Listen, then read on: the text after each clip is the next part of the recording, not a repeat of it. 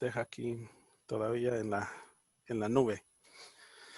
Bueno, muy buenos días a todos. Entonces damos inicio a nuestra cátedra sobre la naturaleza de los principales impuestos que tiene Guatemala.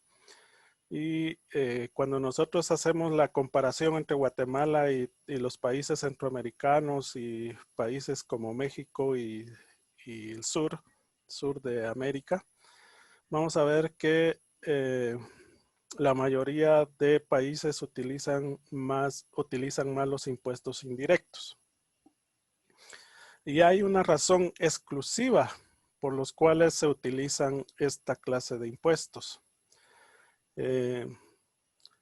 Si nosotros hacemos algunas comparaciones con los impuestos, qué países utilizan más o en qué porcentaje aportan más los impuestos directos, vamos a ver que algunas economías de esta naturaleza van a estar mejor que los que utilizan los impuestos indirectos. Siempre estamos bajo la premisa de que si al mercado le va bien, al Estado también. Entonces, eso lo tenemos que tener siempre presente. Es decir, que el Estado siempre depende del resultado de las empresas o en este caso del IVA, tendríamos que decir del resultado de la demanda agregada. Ok, entonces ya vimos lo que es el IVA. No me voy a detener mucho por acá porque ustedes ya sacaron el diplomado en impuesto indirecto, que es el diplomado del IVA. Entonces, aunque no todos lo hicieron, ¿verdad? Y esa es bueno, va siendo un problema al final de todo en el proceso de enseñanza-aprendizaje, porque se quedan sin ver alguna información exclusiva sobre lo que es el IVA. Entonces, ahí pues ya va fallando su enseñanza-aprendizaje. Acá nosotros tenemos el comportamiento de la carga tributaria de diferentes años, desde el 2001 hasta el 2000. Voy a quitar este por acá.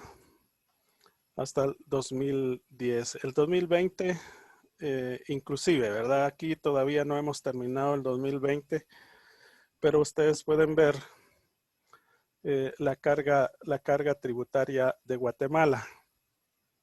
De hecho, hay el Colegio de Profesionales de las Ciencias Económicas está trabajando ya, al final despertó porque no quería hacerlo, pero después de 5 meses de no estar dando capacitación a sus agremiados, comenzó a darlas, pero resulta tan interesante algunos análisis que se hacen con respecto a la economía del país, ¿verdad? La ventaja que tiene Guatemala es que tiene una macroeconomía saludable y es decir, no hemos tenido una inflación como lo ha tenido Costa Rica, por ejemplo, ni mucho menos como lo tiene Argentina, y ni tampoco como México, ¿verdad? En México hay dos fenómenos que están sucediendo, que es la depreciación de la moneda del peso mexicano y de la inflación que ellos manejan. Guatemala, desde que adoptó una política de inflation targeting, o sea, de metas de inflación, así se traduce en español, ha tenido estabilidad económica. Y entonces tenemos una buena salud en lo que son las reservas internacionales. Pues eso al final, cuando se analiza y preguntan, bueno, ¿y para qué sirve que tengamos buenas reservas? Pues esto afecta la balanza de pagos Y en la balanza de pagos, pues también hemos tenido un equilibrio, aunque nosotros importamos más de lo que exportamos. Entonces vamos teniendo déficit ahí, déficit comercial en la balanza de pagos. Sin embargo, cuando, digamos, vemos las cuestiones de capital, que es otro de los integrantes de la balanza de pago, tenemos fortaleza con las reservas y uno de los estándares que se tienen acerca de cuánto debería ser el nivel de reserva que se tienen o que deben de tener los países, se dice que deberían de tener por lo menos 3 meses para cubrir las importaciones, el total de importaciones que tiene Guatemala. Y pues de eso, pues nosotros tenemos como 3 o 4 veces más de lo que deberíamos de tener. La inflación también está controlada, es decir, no hemos subido a un 5% de inflación, es decir, que los precios suban continuamente más de 5%, hemos llegado al 2, al 3%, al 4%, pero no hemos tenido hiperinflación y eso nos apoya. La otra cosa que se tiene, pues lógicamente es que se tiene controlado el nivel de efectivo o de dinero circulando. Lógicamente esto tiene relación con la inflación. Ok, entonces, pero aquí está el pero, porque en todos lados hay un pero. En este caso, Guatemala, los indicadores económicos está bien, pero los indicadores sociales están muy, pero muy mal. Entonces tenemos mucha economía informal y con esto de la pandemia, muchos también quedaron sin trabajo. ¿Y cuál es la solución? Porque esa es una de las ventajas que tiene el guatemalteco. El guatemalteco tiene una capacidad emprendedora enorme y eso es algo que todavía no lo hemos aprovechado. El guatemalteco no se deja morir de hambre. Ese es un punto que, bueno, habrá que discutirlo también, ¿verdad? Pero en términos generales, el guatemalteco no se deja morir de hambre. Siempre busca la manera de conseguir ingresos sin recurrir al robo, ¿verdad? Porque esa es otra de las cosas. La delincuencia se incrementa cuando hay estas situaciones de crisis como la que está viviendo todo el mundo, excepto los países desarrollados, pues ellos tienen como eh, ayudar a su población tienen más oportunidades de ayudar a la población. Por ejemplo, Estados Unidos, más de 2,000 billones de dólares para apoyar a su población. En cambio, nosotros acá lo que tenemos es unos 30,000 millones de quetzales, ¿verdad? Que si lo trasladamos a dólares, dentro de, ¿qué? 7.52, que es digamos, el tipo de cambio de referencia, o 7.80 u 8, ¿verdad? Ya tendríamos más o menos como 3,000 y algo de millones de dólares para apoyar la crisis. Pero en países subdesarrollados, el problema es la ejecución. Está bien, ahí está el dinero, ya desembolsó las entidades supranacionales los préstamos, ya el Banco de Guatemala ya entregó, bueno, no ha entregado el total de los 11,000 millones, pero al menos ya van algo. Todavía falta que entregar, pero no se ve la ejecución, ¿verdad? No se ve la ejecución. Y ese es el problema de los países subdesarrollados, que no saben qué hacer. Digamos, los políticos, el gobierno de turno, no sabe qué hacer. Y este es uno de los pecados que tienen los guatemaltecos. Solo tienen boca, ¿verdad? Solo tienen palabra, pero a la hora de hacer no hacen nada. Y eso lo vemos los maestros, digamos, en la universidad. Hay quienes son buenos para hablar, prometen y todo, y al final cuando se requiere que respondan, no hay respuesta. Ok, todo esto solamente para decir, bueno, ¿cómo es que se saca esta carga tributaria? Pues cada año hay que sumar todo lo que produce el país. Digamos, en este caso no es el Estado el que produce.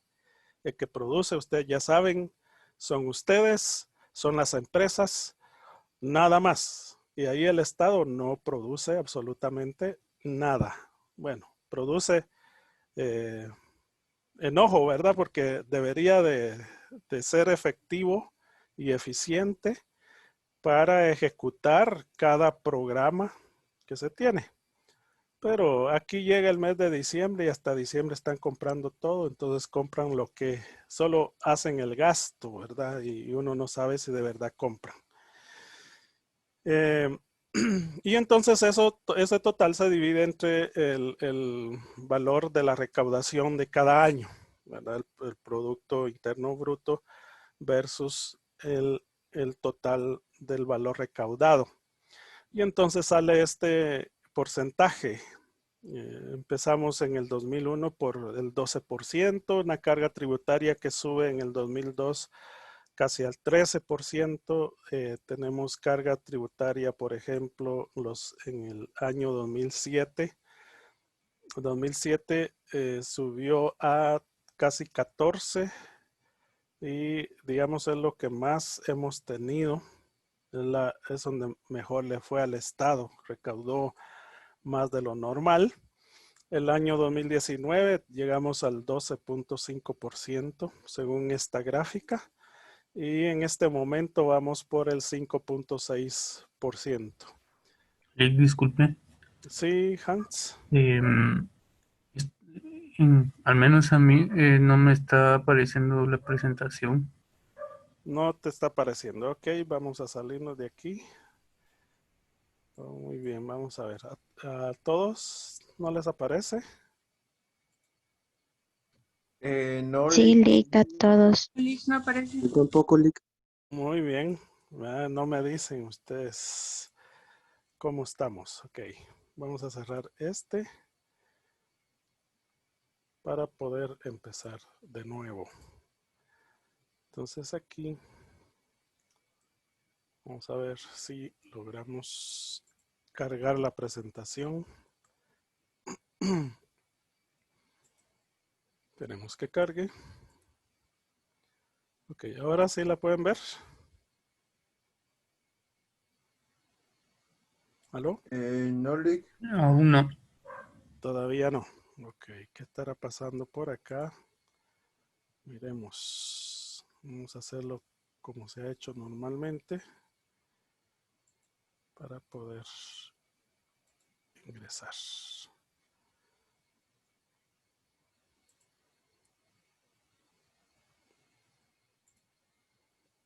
Ok, vamos aquí.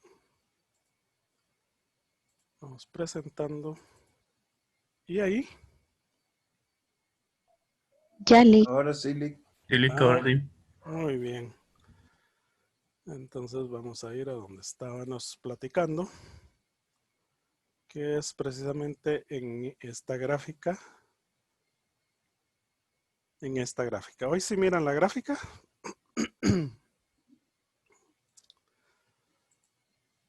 Sí, listo. Ok. Vamos a tener que confirmar siempre, porque a veces nos engaña aquí el sistema. No tenemos el sistema no nos da retroalimentación y no nos muestra cómo se está viendo la pantalla. Bien, entonces les hablaba de la carga tributaria. Entonces en el 2007 fue el año donde mejor le fue al Estado, ¿verdad? Porque tuvo una recaudación del 13.6%. ¿Por qué le fue bien en ese año? Y aquí pues tenemos explicaciones. En ese año, recuerden, estalló la crisis financiera y de la crisis de hipoteca subprime en los países desarrollados, y entonces demandaron más importaciones, es decir, ellos importaron más para cubrir sus necesidades. Recuerden que Guatemala es un país netamente agrícola y ese realmente es un problema, ¿verdad? Que nosotros produzcamos solo cuestiones vegetales. Es un problema porque resulta que los vegetales en los países tienen un valor menor que un producto que ya tiene tecnología o que tiene valor agregado. Nosotros solo vendemos los vegetales en bruto, es decir, no se le hace ningún cambio más que lo que hace la tierra con respecto a la semilla que crece, se reproduce, lo cortamos y lo purificamos y luego lo escogemos también, porque no se puede exportar cualquier o un producto que vaya en malas condiciones. Entonces los escogemos y dejamos lo peor, lo que sobró, lo que sacamos para que se venda aquí en el mercado nacional. Entonces, y lo mejor lo mandamos para el extranjero. Incluso si ustedes hacen una comparación, por ejemplo, vayan a comprar azúcar guatemalteca a Miami, por ejemplo, los que tienen esa oportunidad de viajar e ir a hacer sus supermercados a Miami y no lo hacen aquí en Guatemala, vayan a comprar azúcar a Miami que sea azúcar guatemalteca y se van a dar cuenta que allá es más barata el azúcar guatemalteca que el azúcar que nosotros consumimos aquí en Guatemala, es más cara. ¿Por qué será? Pues esas son las cuestiones que nosotros tenemos que investigar, ¿verdad? Y pues conocer acerca de cuáles son las razones y por qué es que los precios varían aunque sean exportados. Ok, hasta el momento llevamos entonces una carga tributaria midiéndola así, aunque esto es preliminar, ¿verdad? Porque todavía no tenemos, en Guatemala no podemos medir el Producto Interno Bruto intermedio. Es decir, en países desarrollados el Producto Interno Bruto lo van midiendo cada mes y mucho lo van midiendo cada trimestre. En el caso de Guatemala nosotros tenemos la información hasta por el mes de mayo siguiente de cada año, en donde se va conociendo. Si nos va bien el mes de mayo, si no, hasta por estos tiempos está saliendo la información del Producto Interno Bruto. Cuesta mucho. Realmente los países subdesarrollados son muy lentos en sus procesos, ¿verdad? Esperamos que nosotros no seamos lentos y que estemos en esa misma condición como lo es la normalidad en Guatemala, ¿verdad? Somos muy lentos para reaccionar, para generar los procesos. Entonces uno le pregunta a la institución encargada de verificar o de llevar esta información o de generarla y dice, mire, las empresas no dan la información. Y entonces aquí tenemos un problema serio. Realmente el problema serio es porque no tenemos estadísticas. ¿Pero por qué no tenemos estadísticas? Deberíamos de tener estadísticas, por ejemplo, de las empresas, por considerar que ahí en las empresas están los profesionales que las universidades de Guatemala han producido y que ellos son los que pueden tomar decisiones y todo lo demás, pero al final ahí están los profesionales, pero no son los dueños, y son los dueños o la junta directiva la que decide si da la información o no la da. Incluso son temas que trabajan las juntas directivas de las empresas y son los que deciden, bueno, al Banco Guatemala no le demos nuestro estado de resultados, nuestro balance general, no le demos nada. Hagamos otro parecido o quitemos tales cosas dentro del balance y le damos esa información de tal manera que en los países subdesarrollados como Guatemala la información no es oportuna, no es confiable, ¿verdad? Y ese es un tema muy, pero muy serio. Cuando vienen las comisiones del Fondo Monetario, del Banco Interamericano de Desarrollo, cuando vienen las comisiones vamos a poner de la OMC, digamos, de la Organización Mundial del Comercio, se tiene problemas con la producción de información. No hay información y ese es uno de los problemas más grandes que hay. Y recuerden ustedes que desde el punto de vista de auditoría, todo aquello que no se puede contar, no se puede controlar, ¿verdad? Y ese es uno de los temas principales aquí en Guatemala. Hablemos de Guatemala porque es del país donde nosotros vivimos y donde tenemos que influir para que esto mejore, para que esto sea más transparente. Aquí la transparencia es un tema muy relegado, porque estamos hablando de finanzas públicas. La transparencia no existe, se habla y se dice, pero al momento de poder comprobar que de verdad se es transparente, no somos transparentes en ese sentido, no generamos información. Solo veámoslo aquí, que ustedes pueden hacer digamos, una encuesta con sus maestros. Ahorita tienen 4 maestros. De los 4 maestros que tienen, ¿quién es más transparente que otro? Ahora, ¿cómo se mide la transparencia de un maestro? Entonces, la transparencia de un maestro se ve precisamente en los trabajos, en las tareas, en los parciales. Es decir, ustedes saben cómo califica su maestro, los criterios que tiene su maestro para calificarle. Entonces, si un maestro no le explica los criterios para calificar a los alumnos, ese maestro no es transparente. ¿Por qué? Porque cuando va a calificar, dependiendo de cómo amaneció, si amaneció contento, pues tal vez pone bueno algo que está medio bueno. Y si amaneció enojado, todos salen mal. Y dependiendo pero resulta que el maestro tendría que decirle a los alumnos cuál es el criterio, qué es lo que espera, qué es lo que quiere calificar, qué es lo que va a calificar, y ustedes lo pueden ver. ¿Qué maestro que tienen ustedes utiliza rúbrica para calificar los exámenes o las tareas? Y ahí ustedes pueden ir viendo la transparencia. Vaya, si en la academia, donde se supone que debería de existir transparencia, rapidez, conocimiento, etcétera, no existe, ¿cómo van a salir ustedes? Si ustedes tienen, digamos, como ejemplo a maestros que solo se presentan a la clase sin haberse preparado, sin lo que salga, ¿verdad? Y lo que tienen que decir, y ni siquiera profundizan en los temas.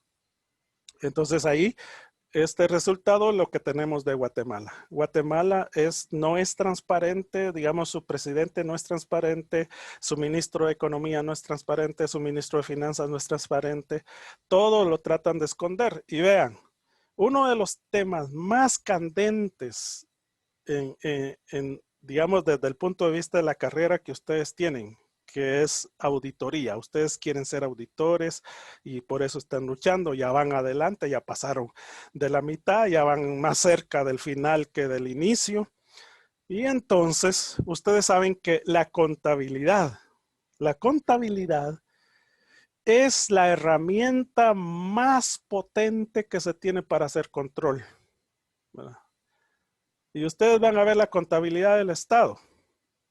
Si, digamos, personal, digamos, yo he manejado contabilidad de hace más de 30 años y yo me meto al Sicoin Web, que es la contabilidad del Estado, y tengo que analizar, tengo que investigar más, o sea, no solamente miro las cuentas, los rubros contables, no solamente, no es suficiente, no me da la información que yo requiero.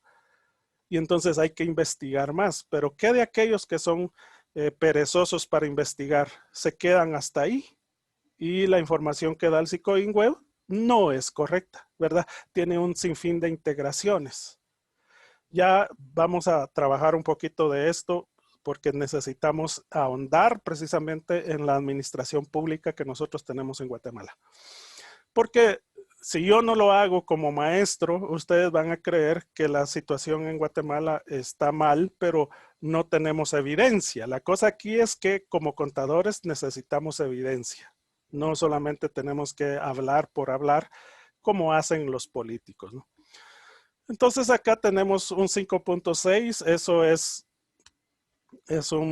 una proyección.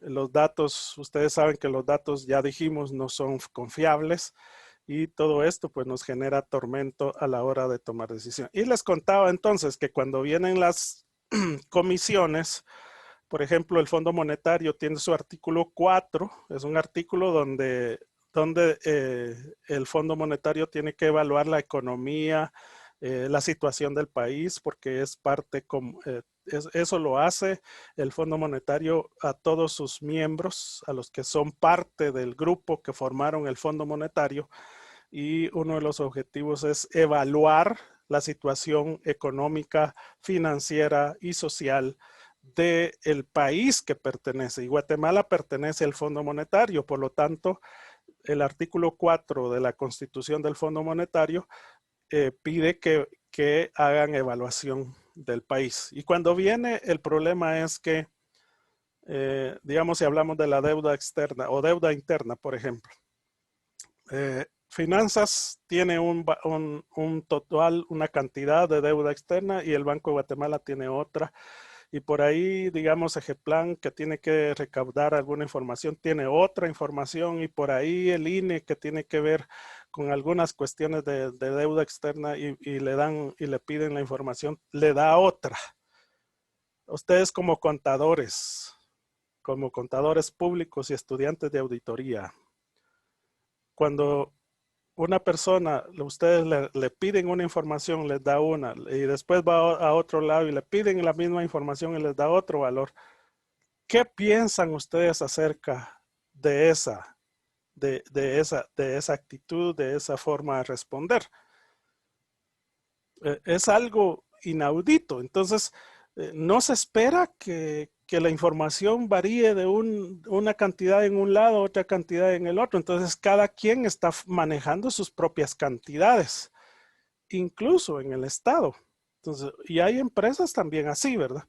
Entonces, eso genera problemas, digamos, la transparencia, la honestidad en el actuar y todo eso va haciendo mella en los países. Por eso somos subdesarrollados, porque nosotros tenemos el espíritu de la chimultrufia, ¿va? En cuanto decimos una cosa, decimos otra. Y ahí es un tormento. Ok. Entonces, no sé si tienen algún comentario, alguna duda con respecto a cómo, a la gráfica que tienen enfrente.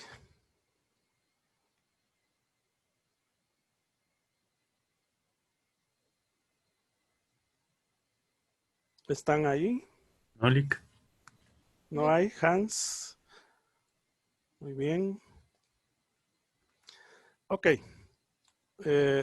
Luego, pues ya ustedes, la mayoría ya hizo su diplomado en impuesto al valor agregado. Es decir, que si yo ahorita les pregunto acerca del IVA, pues ustedes ya tienen la capacidad de responderme acerca de lo que es el IVA. Entonces, platiquemos un momento sobre el impuesto sobre la renta. Y aquí yo necesito que anoten otra vez. ¿Por qué? Porque no vamos a meternos a trabajar el impuesto sobre la renta de lleno. Vamos a hacer uso de la característica de trabajar nuestras clases de manera virtual. Y en este caso, pues la SAT, que es la responsable de explicarnos los impuestos, pues ya tiene su plataforma lista. Entonces aquí hay un curso también del impuesto sobre la renta. Y este va a ser el trabajo para esta semana que viene. Este es un poquito más fácil. No sé por qué, porque parece que el IVA es un poquito más largo y tiene muchas más cuestiones que trabajar, pero el impuesto sobre la renta solo hay un video y ese video, después de verlo, hay que sacar el diploma. Por supuesto que eso involucra que hay que ganar ese diploma, ¿verdad? Porque si saca menos de 70 no hay diploma, ¿verdad? No hay diploma. Pero es la mejor manera como podemos trabajar estos temas y pues aquí con ayuda de la SAT ustedes van a tener que estudiar la ley del el ISR, impuesto sobre la renta, y mostrármelo a mí, es decir, este solo es una cuestión procedimental, ¿verdad? De las tareas. Y pues tiene puntos, por supuesto. Ustedes tienen que sacar, algunos sacaron 100, excelente, maravilloso. La mayoría sacó 100 en la vista de los 3 videos. Y aunque no está vinculado realmente el examen con los videos, es decir, para hacer el examen no tiene el filtro de decir, vean, usted ya vio los videos, ya me di cuenta que ya los vio, entonces tiene derecho a hacer el examen. Bueno, eso faltaría, pero ok. Usted puede responder con la ley en la mano, en PDF, y la pregunta que le están haciendo, usted la va a ir a buscar, pero le va a costar un poquito más porque a veces necesitamos explicación, ¿verdad? Ok, entonces ya les dije, ahorita que están 27 personas, estudiantes, bueno, hoy está casi la mayoría, bueno, la mayoría, porque resulta que 3 de ustedes ya no está, ya no se examinó, no está haciendo tareas, no se ha presentado y pues tenemos salón completo el día de hoy. Impuesto sobre la renta. Acá les voy a dar algunos tips, no voy a ver todo porque yo pudiera trabajar el impuesto sobre la renta eh, y llevarnos mucho tiempo para hacer esto. La SAT llega por lo menos al Banco Guatemala, nosotros lo invitamos, en este caso yo hago los contactos para que lleguen a capacitar a la gente que yo tengo en la sección de contabilidad y también a las demás secciones, recursos humanos, compras, eh, tesorería, etcétera. Todos ellos, pues en mi institución, pues tienen que capacitarse sobre los impuestos. A pesar de que el Banco de Guatemala no es un contribuyente del IVA ni un contribuyente del ISR, pero sí somos agentes de retención. Entonces, como agentes de retenedores, tenemos que saber calcular, tenemos que saber todas las cuestiones de las facturas, tenemos que saber todas las cuestiones de los regímenes, porque adicionalmente también en la contabilidad tenemos la devolución de crédito fiscal a los exportadores y de esta manera pues tenemos que meternos para entender el asunto de la devolución de crédito fiscal, pues tendríamos que tener en la punta de la lengua cada cuestión que se maneja en esa situación de la devolución de crédito fiscal. Entonces, de esa manera es que necesitamos estar al día, necesitamos estar atentos con respecto a los impuestos. Y entonces, como colaboradores de la recaudación, somos agentes de retención. Bueno, entonces les voy a dar algunas cositas que necesitamos manejar antes de saber la ley del impuesto sobre la renta. ¿En dónde nace este impuesto en Guatemala? Es que este es un punto bastante medular. En agosto de 1958, pues aquí vino una misión de esas misiones que yo les mencioné anteriormente, que vino del Banco Mundial a hacer un estudio de la situación económica de Guatemala. Y ellos no obligan, eso sí tenemos que saber, ellos no obligan, pero esto es igual que cuando la mamá le da un consejo a un hijo o a una hija, ¿verdad? Si la mamá le dice, mira, solo por decirle algo, mira, esa clase de comida no la comas. Ok, no le está dando una instrucción, simplemente le está dando un consejo. O eso no te lo comas. Por ejemplo, solo por decir algo, ¿verdad? Porque hay otras instrucciones adicionales, ¿verdad? Por ejemplo, la mamá al hijo le va a decir, mira, esa tu novia no te conviene. Solo eso es lo único que le dice la mamá. O el papá, ¿verdad? A la hija. Hija, ese muchacho no te conviene. No le está diciendo, te ordeno que, que no te mires con él. No le está diciendo. Simplemente le está dando un consejo. Así, digamos, son los consejos, las recomendaciones que estas instituciones le dan a Guatemala, por ejemplo. En este caso, el Banco Mundial hizo una recomendación que el gobierno redujera el gasto público y promulgara la ley del impuesto sobre la renta. Es decir, que se le pusiera impuesto a las empresas, ¿verdad? Y a la renta, pues la renta es la utilidad, la ganancia que uno tiene. Bueno, debería de ser así, pero digamos aquí solo va por los ingresos y hay que hacer ciertas deducciones. En el caso del ISR, personas asalariadas, ¿no? A nosotros nos aplican el ISR, pero no es como sucede en una empresa. En una empresa es la ganancia o la utilidad bruta la que se utiliza como base para calcular el impuesto sobre la renta. O sea, todos los impuestos que tiene también la empresa, porque no solamente tiene el impuesto sobre la renta, tiene otros impuestos, pero en la empresa la ventaja es que gastos y productos se netean al final en el estado de resultados, porque tenemos la utilidad bruta antes de impuestos. Pero para llegar a la utilidad bruta tenemos que registrar primero los gastos y los ingresos primero, ¿verdad? Y al final nos va a dar ese resultado. En el caso de la renta del empleado, el que está, digamos, depende de una empresa, de su pago, su ingreso, no se hace lo mismo, ¿verdad? Se debería de hacer lo mismo, ¿verdad? Pero aquí tenemos un mínimo vital que hay que deducirlo de todos los ingresos que tiene el empleado, ese que está en función de dependencia, y lo que quede, pues sobre eso es el impuesto, ¿verdad? Es totalmente diferente al de la empresa. Se supone que el empleado, para que de todo lo que gana supuestamente es renta. Y esa es una equivocación enorme, ¿verdad? Pero son cuestiones en las que cuando se elabora el impuesto sobre la renta, cuando se elabora la ley, pues a pesar de que los que lo están haciendo, ellos consideran que el ingreso del empleado, el sueldo que recibe un empleado es la renta, pero no toman en cuenta que para poder ganar ese sueldo nosotros tenemos que gastar, ¿verdad?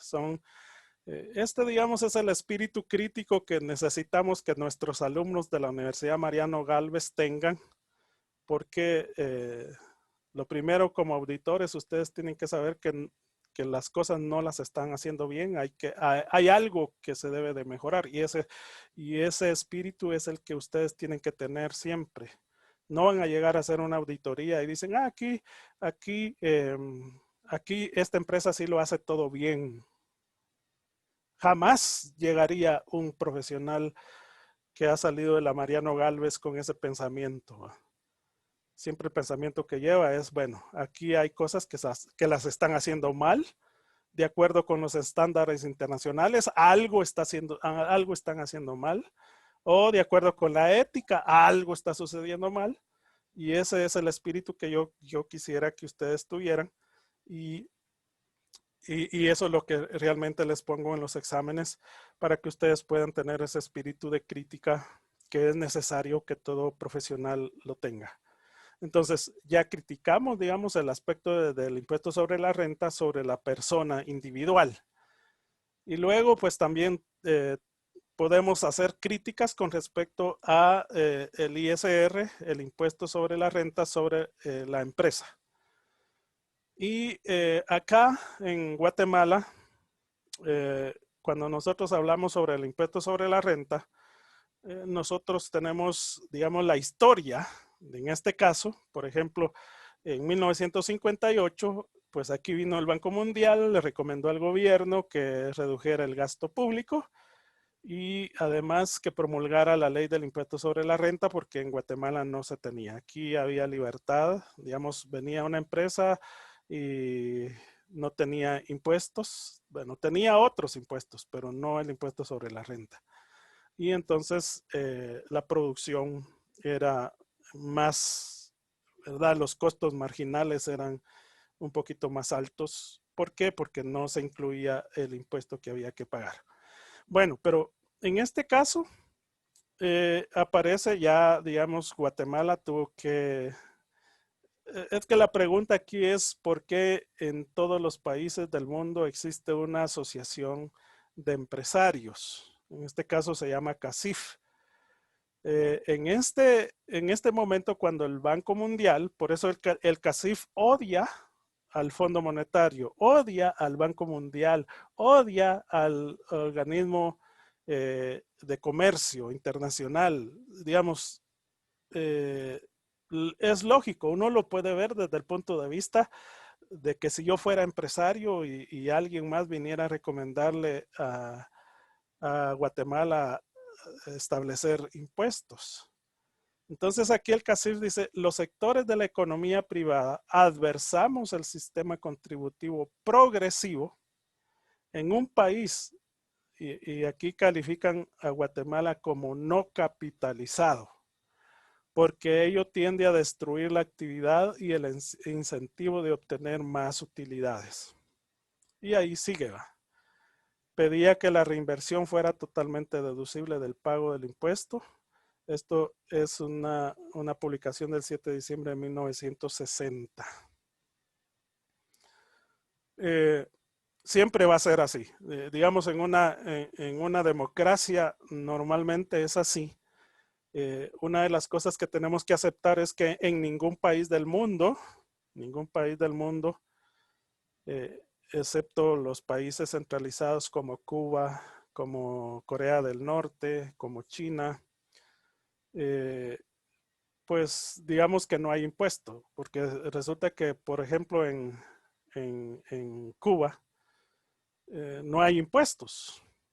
¿Pero por qué no hay impuestos? Porque resulta que todo el que vive en Cuba tiene que trabajar para el Estado y todo lo que gana el trabajador, todo el producto del esfuerzo que hace el cubano es para sustentar el Estado. Es decir, al que hace el trabajo no le queda ni un centavo, pues. ¿Por qué? Porque resulta que el Estado dice, todo lo que produzcas yo lo voy a administrar y yo te voy a dar lo que necesitas para vivir en Cuba. Entonces por ahí anda un tormento ahorita entre los médicos cubanos que están en Guatemala y pues ahí son cuestiones políticas, realmente los políticos y no sé en dónde encuentran tanta forma de generar, revolver las aguas en el medio, ¿verdad? Pero digamos un médico cubano en Guatemala, pues a él no se le paga nada, el gobierno no le está pagando nada a el cubano, a propiamente la persona. Lo que hace el Estado es agarrar los dólares y mandárselos a Fidel Castro, porque todavía está vivo, supuestamente todavía está vivo Fidel Castro. Entonces, pero ahí está el hermano de Fidel, entonces ese dinero va para el Estado. Y pues ellos aquí tienen que ver cómo se las espantan, ¿verdad? Su comida, su vestido, supuestamente eso se lo da el Estado de Cuba a ellos, pero el Estado, digamos Guatemala, no le está pagando a ningún médico cubano. Lo que hace el Estado de Guatemala es alimentar el sistema cubano, porque cada dólar, recuerden que Cuba está, digamos, no tiene libre movilidad, libre comercio. Hay un bloqueo desde hace muchos años y cómo hace para sobrevivir. no teniendo dólares, por ejemplo. Pues cada país donde están los médicos cubanos está aportándole y dándole vida a ese sistema que tienen, ¿verdad? Y eso es lo que sucede en Guatemala. En Guatemala le está dando al Estado de Cuba los dólares que ellos necesitan para poder sobrevivir. Y esa es la forma como lo hacen. No solamente aquí en Guatemala están los cubanos, en toda Latinoamérica está aportando para que el sistema de Cuba se alimente y permanezca. Y esa es una de las cosas que no toman en cuenta, ¿no? Ok, entonces eso sale porque hay un impuesto, como lo estudiamos hace unas cuantas semanas, pues va a afectar la situación económica de las personas y en este caso de las empresas. Entonces aquí se habla de destruir la actividad y el incentivo de obtener más utilidades. O sea, hay verdad en esto, ¿verdad? Porque incentivo para obtener más utilidades. En un país donde, digamos, se trabaja para alimentar al Estado, se pierden los incentivos. Entonces, ¿qué hay que hacer? Y aquí hay movimientos que ha hecho, digamos, la sociedad. Se ha pedido una ley de zonas francas, por ejemplo, que fue uno de los inventos que hubo como consejo de la CEPAL en su tiempo. Y bueno, cada quien para poder hacer eso, pues tratemos de que exista la zona franca donde están libres de impuestos. Eso sí, que si interna productos al país, entonces se le ponen algunas consideraciones, ¿verdad? Solo tiene derecho de producir para exportar, ¿verdad? Entonces, para que usted exporte en condiciones normales, digamos, para que se pueda competir con las demás empresas que están llevando el mismo producto a un país. En este caso, nosotros exportamos, la mayoría de nuestras exportaciones van hacia los Estados Unidos. ¿Y quién no le quiere vender a los Estados Unidos? Es una sociedad que consume casi todo lo que se lleva a Estados Unidos para vender. Entonces, los empresarios, cuando tienen que pagar impuestos sobre la renta, eso pues va en detrimento de ser competitivos en el exterior. ¿Por qué? Porque hay otros países que realmente ven la actividad empresarial de una manera distinta como lo ven en Guatemala.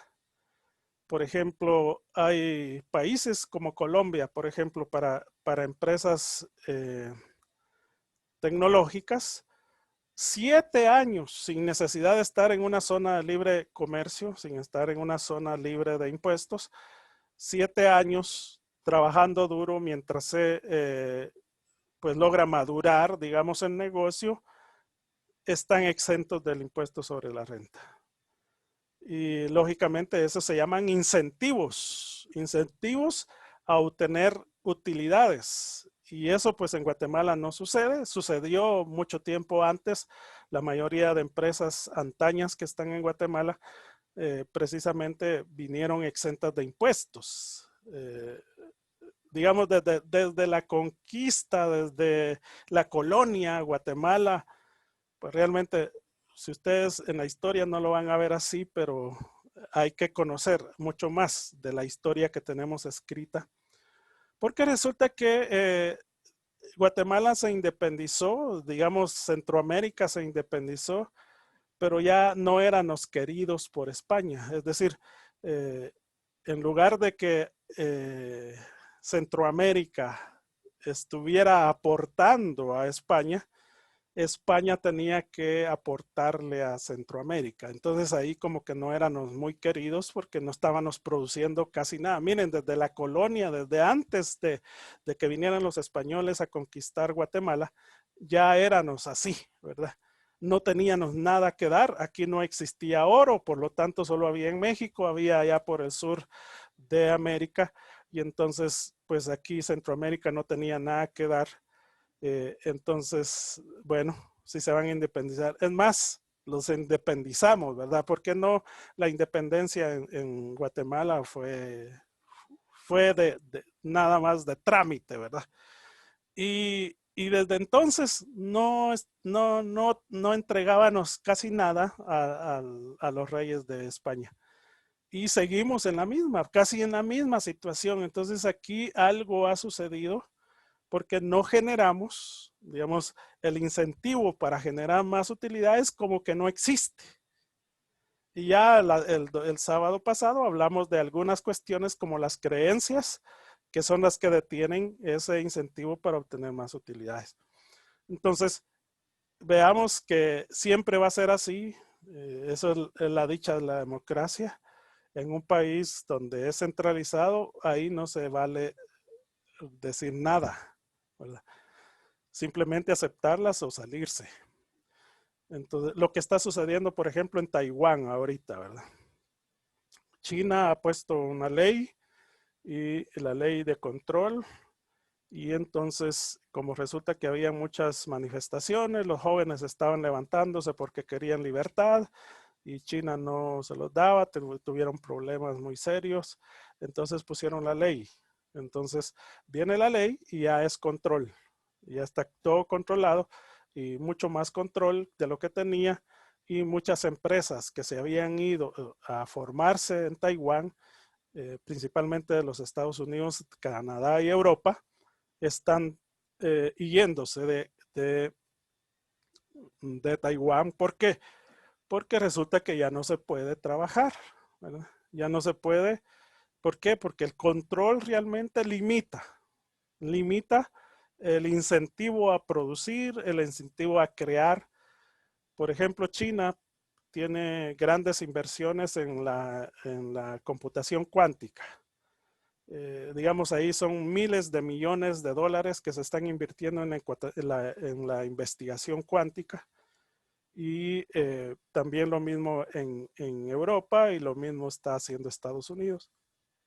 Entonces la pregunta es, ¿será que China en algún momento nos va a dominar con la investigación cuántica?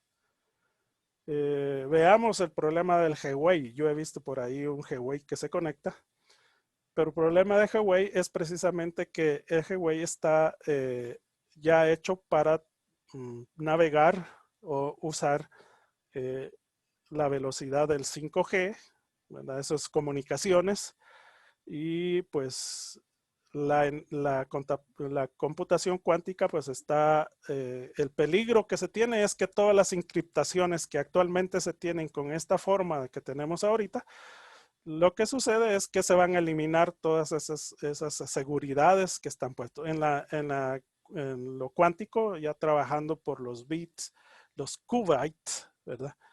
Resulta que queda al descubierto toda la seguridad que se tiene ahorita. Ese es el tema más difícil. Pero ¿de dónde salió la 5G? La velocidad 5G salió principalmente de China. Entonces, hay una empresa que lo tiene y a esa empresa le están poniendo peros en casi todo el mundo, excepto Guatemala, ¿verdad? Porque Guatemala, ¿qué seguridad tenemos nosotros que cuidar, verdad? Bueno, aquí no hay lo mismo da si, ¿verdad? Quisiéramos trabajar en 5G, eso sí, ¿verdad? Tener esa velocidad que se requiere para las comunicaciones, todo en tiempo real. Eso sí, pero ¿qué seguridad, verdad? Entonces, los países que sí tienen seguridad industrial, seguridad, digamos, nacional, cosas que son secreto de Estado, secretos precisamente, se van a ver expuestos a ser publicados, ¿no? Pero la cuestión del pensamiento, ¿verdad? La idea, bueno, China tal vez lo podrán inventar o lo podrán trabajar, pero como las personas no tienen libre determinación de su voluntad, entonces ahí es el Estado el que va a determinar. Entonces no es una persona, a pesar de que ahí está Alibaba y hay millonarios ahí, ¿verdad? Entonces pero están por el lado de Taiwán.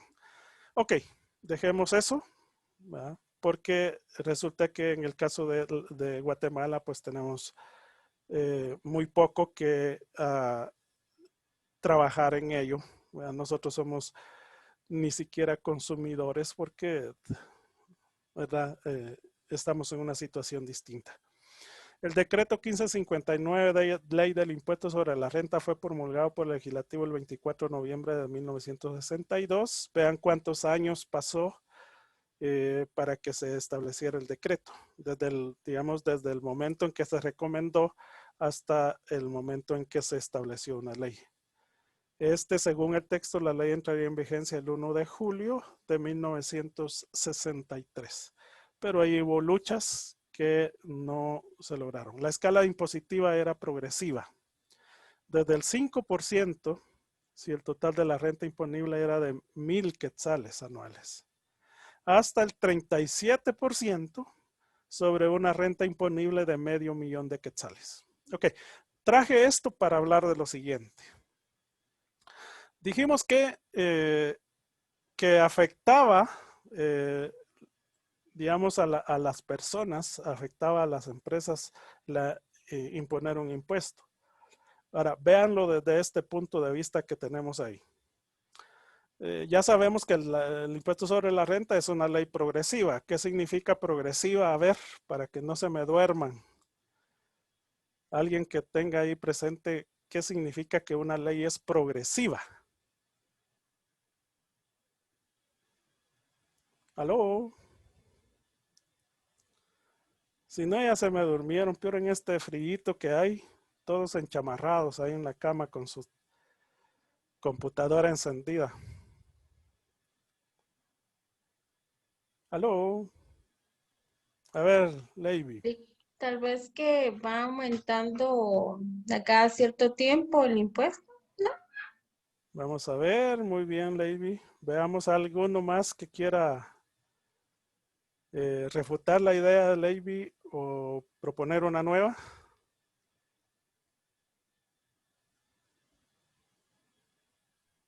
Que entre mayor ingresos, mayor es la cantidad que se aporta al Estado. Muy bien, Marlon. Si una persona tiene menor ingreso, de todas maneras tiene un porcentaje.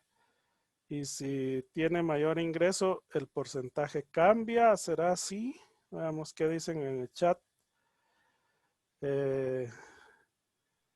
No, el porcentaje no cambia, pero, o sea, cambia el valor que va, el monto que va a dar al Estado. O sea que es igual que el IVA, no importa cuánto gane, usted va a pagar 12%, es así, ¿no? En la del impuesto sobre la renta, lo que había hecho que el 5% de 0 no me acuerdo qué valor y el 7% igual. Lick, A ver, yo ¿quién me entendería habla? que es entre más renta, más impuesto a pagar. Ok, es lo mismo que dice Leonardo aquí, que de acuerdo a la renta, mayor cantidad de aporte. ¿Será eso lo que significa realmente progresiva? O sea, ¿cómo medimos el mayor aporte? Ese es el punto, ¿verdad? Porque no solamente lo progresivo abarca, en este caso, si ustedes lo ven, ¿quiénes tenían que pagar 1,000 quetzales? ¿Quiénes tenían que pagar el 5% de renta? Todos aquellos que la renta imponible era de 1,000 quetzales. Pero ¿qué pasaba si la renta imponible era más de 1,000?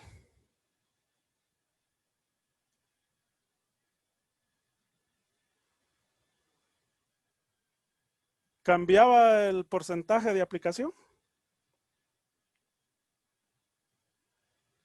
¿O seguían pagando el 5%?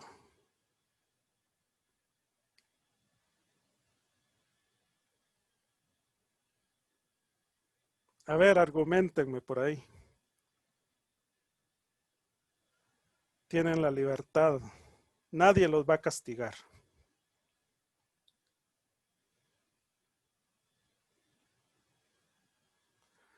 Ok, los voy a invitar entonces.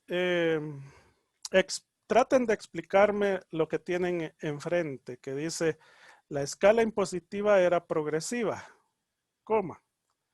Desde 5% si el total de la renta imponible era de 1,000 quetzales anuales. Hasta 37% sobre una renta imponible de $500,000 de quetzales. ¿Alguien me puede explicar?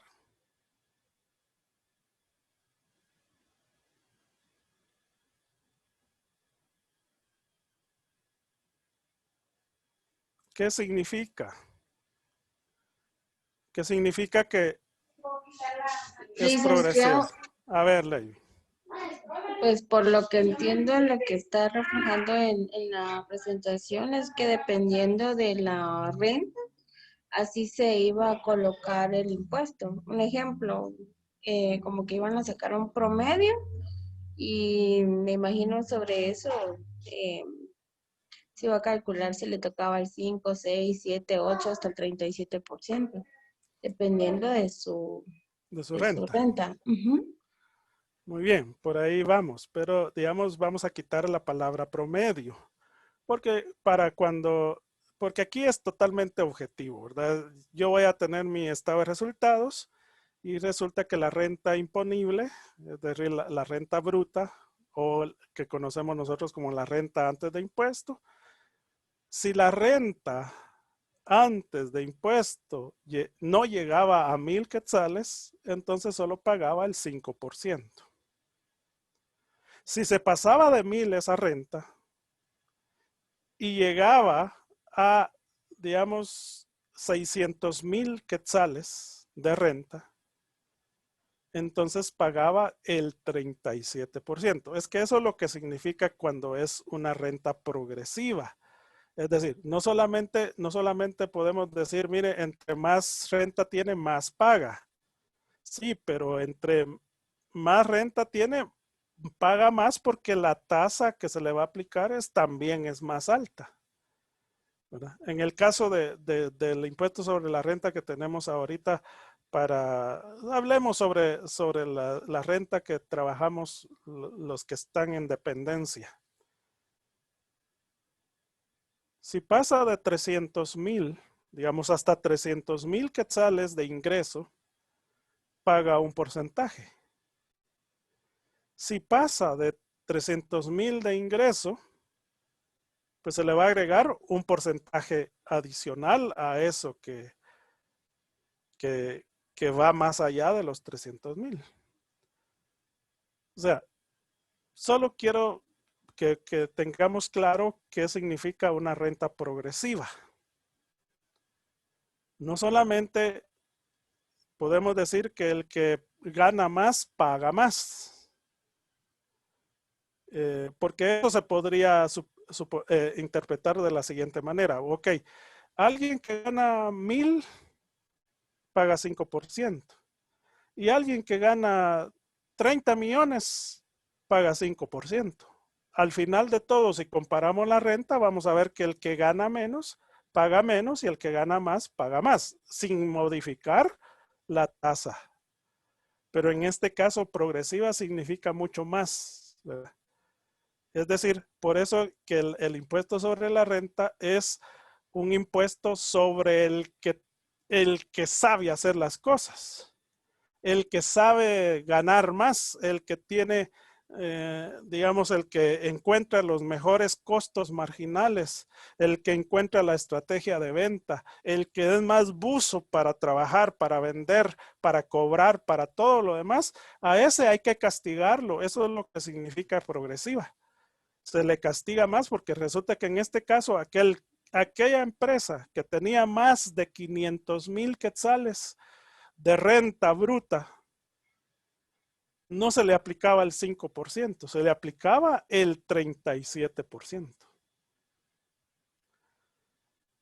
Y entonces, aquí es donde realmente se trabaja la progresividad, ¿verdad? No solamente implica que el que paga más, el que gana más, paga más, sino que también se le castiga más, ¿verdad?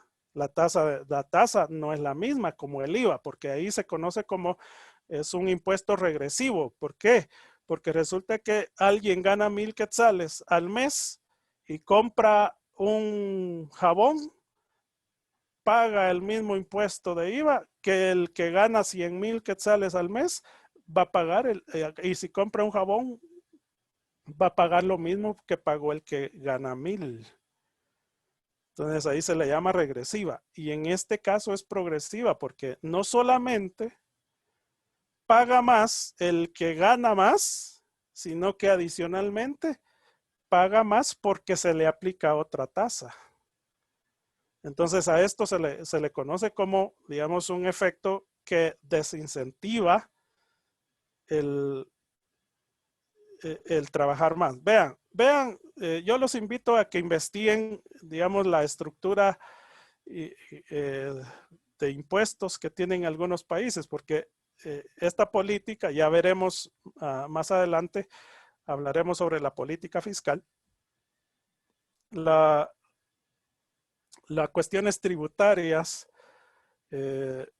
bueno, la política fiscal es la que se trabaja el desarrollo de un país. Veamos, por ejemplo, no se los voy a dar así a detalle, pero simplemente para que ustedes tengan en la mente cómo es la renta en los Estados Unidos. Por ejemplo, en Estados Unidos, digamos que hubieran tres categorías de empresas. La pequeña empresa, la mediana empresa y la grande empresa. Ahora, un sistema impositivo puede provocar que la mediana empresa se traslade a grande empresa, y eso es lo que hace un país desarrollado como Estados Unidos. Digamos, la mediana empresa puede permanecer en su nivel de empresa, solo que en Estados Unidos a la mediana empresa se le castiga más con una tasa más grande. Pero a la grande empresa la tasa de impositiva del impuesto sobre la renta es más baja que la mediana. Ahora, ¿qué persigue esa cuestión de las tasas de interés? Lo que persigue es que en Estados Unidos la mediana empresa, ser mediana empresa no le conviene a ninguna persona en Estados Unidos, porque tiene que pagar más. La tasa de impuestos sobre la renta es más alta que la que pagan las grandes empresas.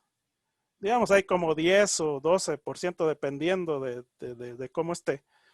Pero el objetivo de poner tasas en los sistemas impositivos del impuesto sobre la renta es que el de la mediana empresa luche, se esfuerce, se esmere, haga todo lo imposible por salir de mediana empresa y pase a grande empresa.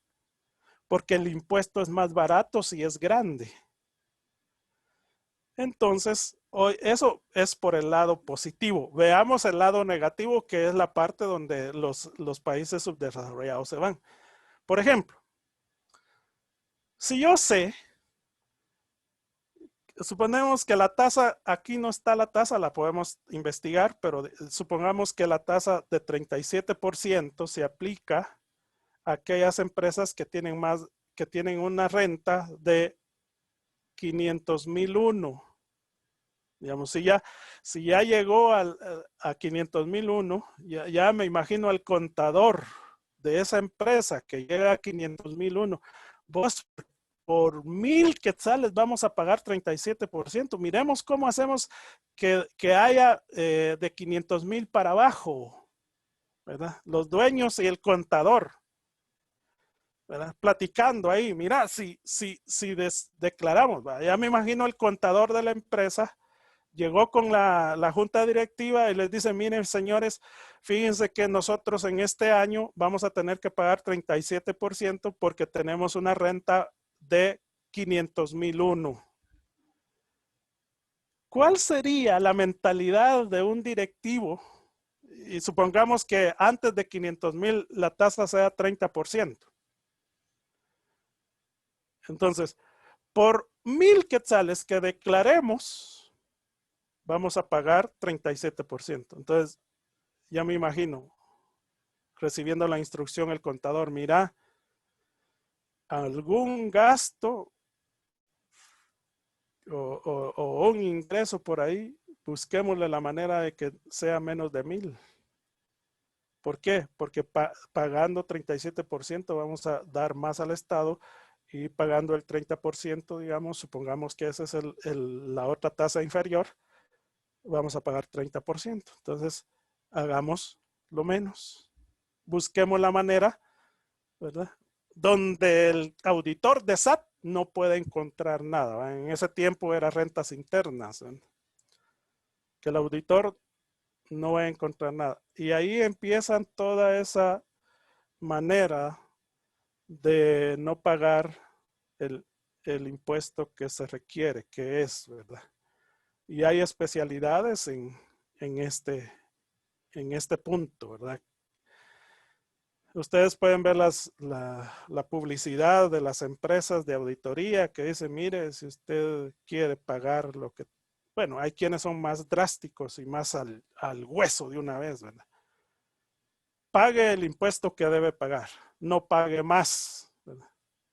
Nosotros tenemos la estrategia cómo hacer que su empresa pague el menor impuesto. Ese es el anuncio.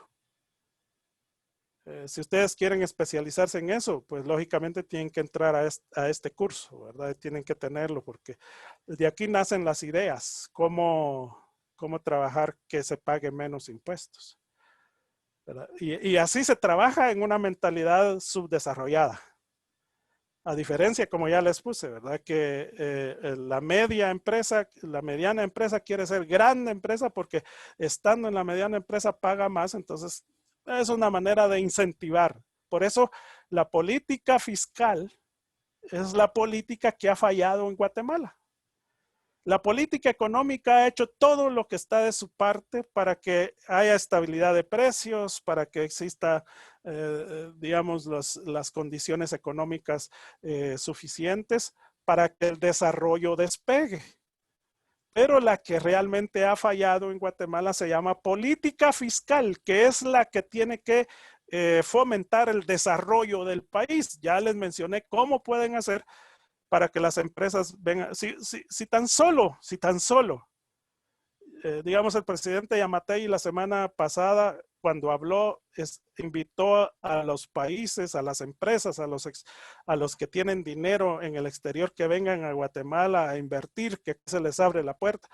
Sí, pero no establecen, digamos, bueno, todo empresario que venga a Guatemala y genere trabajo, por 10 años no va a pagar impuestos sobre la renta. Solo con eso se deja venir al menos empresas que se conocen digamos, en el mercado económico como empresas capital buitre, digamos, aunque sea capital buitre, ese se llama buitre porque solo vienen, comen y se van.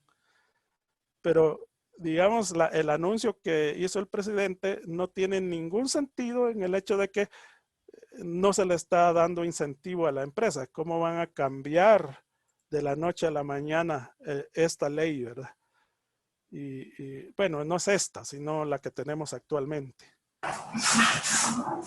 Entonces, de alguna manera, la política fiscal es la que ha fallado en Guatemala porque no se tiene desarrollo. Veamos un tema simple, un tema facilito. ¿A qué se le llama economía informal? A ver, ayúdenme. Eso sí lo pueden saber ustedes. Échenme una manita ahí. En lo que yo jalo mi teléfono. ¿Podrían ser los mercados cantonales? Se le llama economía informal a los mercados cantonales. Muy bien, vamos por ahí. ¿Qué más?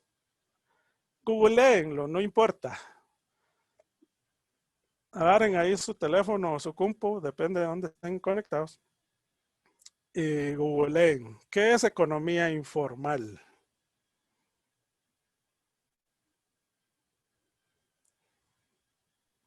Es invisible para el Estado, para evasión fiscal. Es la empresa que no la controla el Estado, ¿verdad? Porque digamos, el impuesto sobre la renta, ¿qué es lo que hace?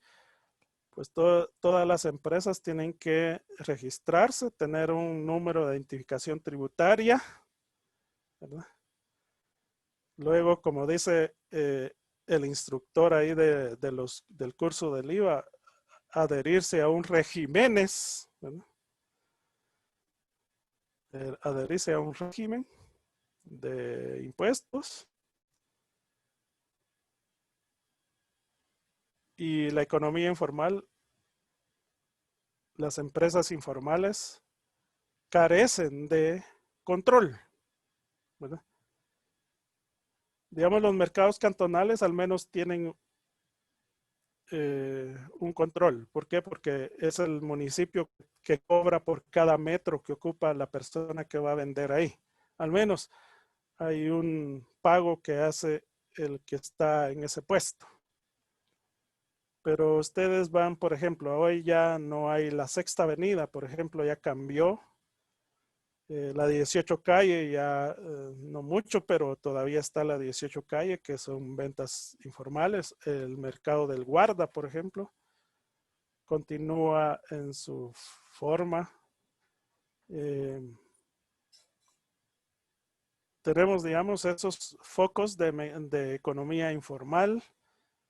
Pero ¿por qué informal? Ese es el tema, ¿no? Porque voy a platicar sobre cómo es que la política fiscal puede generar desarrollo. ¿Ya encontraron algo? Valencia dice que de acuerdo a la renta, no, vamos a ver qué más. Leonardo es que la progresividad, se quedaron en la progresividad, o sea, ya no me hablaron nada.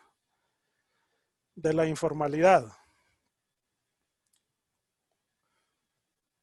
¿Sí están ahí o ya se durmieron? Los dormí.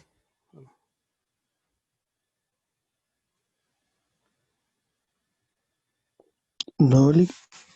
Muy bien, pero a ver, ¿qué me dicen más de la economía informal? Digamos, lo que ustedes encuentran por ahí en la red, en Google. Podría ser que es aquella donde las condiciones laborales no siguen un marco legal. Ok, mencionaste leyes, ¿verdad? Legalidad. Es decir, esas empresas están fuera de ley. Y aquí cuando hablamos de empresas fuera de la ley, es decir, que no cumplen las normas que están establecidas en el país Guatemala para poder formar una empresa.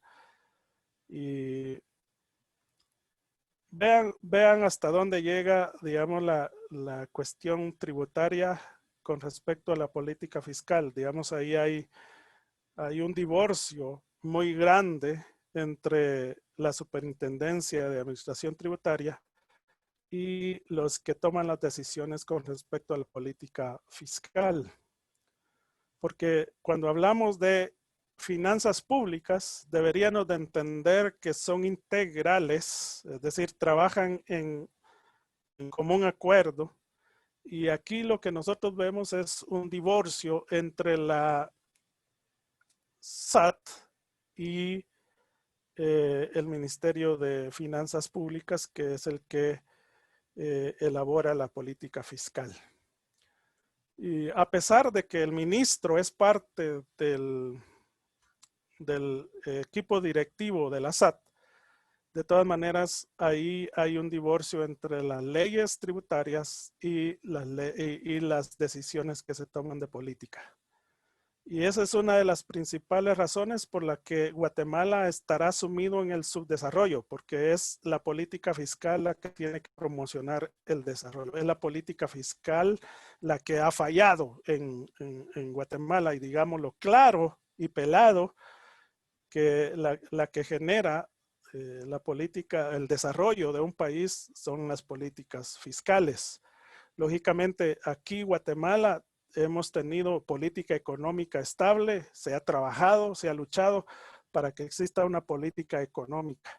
Pero la política económica, digamos, los índices o los indicadores económicos no son suficientes para generar desarrollo. Esa es la principal crítica que se tiene actualmente, digamos, por los que conocen acerca de la política económica y política fiscal. Entonces, si tenemos una política económica, eso es básico para poder tener una política fiscal que genere el desarrollo. Y ya les mencioné, por ejemplo, la economía informal. ¿Por qué es que existe economía informal en Guatemala? Porque resulta, primero, no vamos a descartar la mentalidad de las personas a cumplir la ley. Incluso habemos muchos que sabiendo la ley las incumplimos. Ok, es como cultural, porque la ley es una imposición. Así, nosotros queremos ser sin ley. Ese es el principal, digamos, podemos tener la base de su desarrollo. La base de su desarrollo, lógicamente la gente quiere estar libre, hacer lo que la regalada gana se le dé y no respetar las leyes. Incluso por eso no se respetan las leyes en un país subdesarrollado. ¿Por qué? Porque yo voy a hacer lo que yo quiera, ¿verdad? Lo que a mí me parezca. Y eso de pagar impuestos, eso de registrar en el IX, eso de registrarme ante la SAT, eso no es para mí. Yo aquí voy a vender, voy a producir y cuando vengan, de alguna manera me los voy a convencer. ¿Por qué? Porque aquí es digamos, llega un auditor de SAT y lo primero que va a recibir en un país subdesarrollo es, mira, ¿cuánto vale que no me pongas nada malo? Que no estoy cumpliendo esto, que no cumplo el IVA, que no cumplo la ley del ICR, que no cumplo el registro, que no tengo NIT. ¿Cuánto cuesta?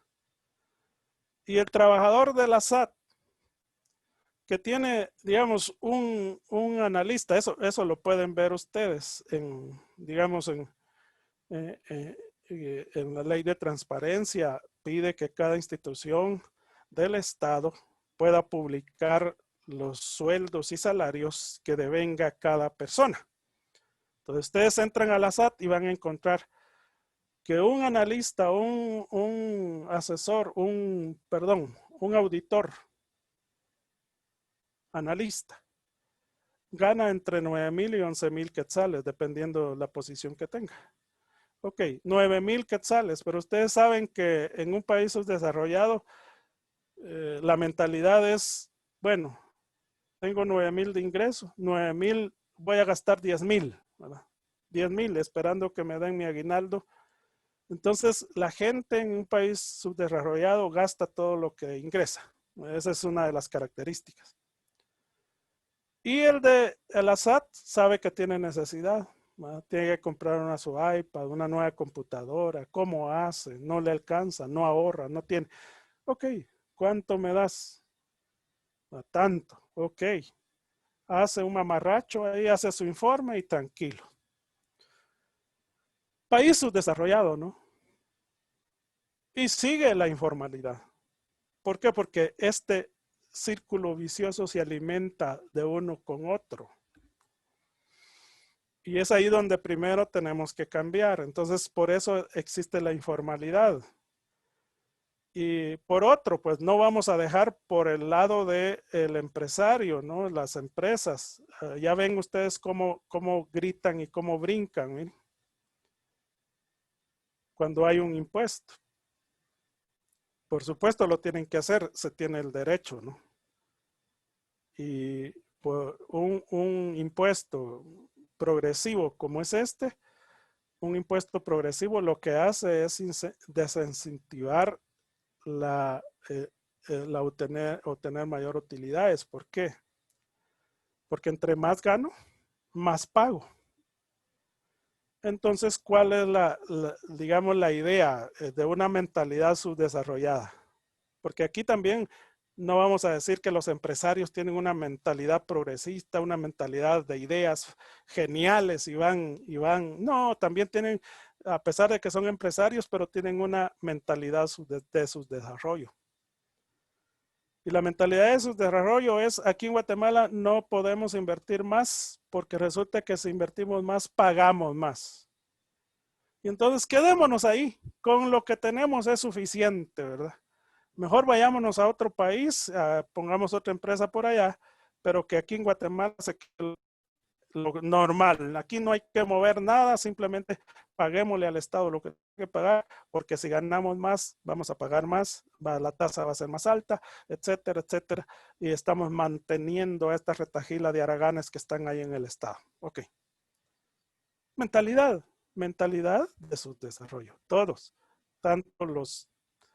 Y lamentablemente también en la universidad tenemos hasta maestros con mentalidad de subdesarrollo. ¿Por qué? Porque resulta que hay maestros que están enseñando al alumno cómo trabajar, cómo hacer su trabajo para hoy. Pero miren, ese hoy cambió. Hace 5 meses era un hoy distinto al de hoy. Ahora tenemos que trabajar vía teletrabajo. Las competencias cambiaron. Pero ustedes cuando tengan que trabajar en las empresas, no lo van a hacer igual como lo estoy haciendo yo actualmente. Por lo tanto, yo no tengo que enseñarles a ustedes cómo es el trabajo, cómo deben de trabajar y enseñarles cómo yo lo hago. Porque hoy, mañana ya no existe, es otra forma, es otra manera de hacer las cosas. Pero hay catedráticos que enseñan estrategias de trabajo del siglo pasado. Vaya. Y no digamos los alumnos, ¿verdad? Con mentalidad de subdesarrollo. ¿Para qué voy a hacer esa tarea si de todas maneras gano, ¿verdad? Con 61 es, bueno, yo paso con 61, solo con 61. Eso se llama mentalidad de subdesarrollo. Ya ven, por ejemplo, ponemos el límite que se gana con 61. Todos los estudiantes que tienen mentalidad de subdesarrollo le tiran al 61. Hace unos años había una universidad que se ganaba con 51. Ya la cambiaron, porque, digamos, ahorita todo va así en aumento. Hay cursos, digamos, cuando ustedes vayan a una maestría, se gana con 70.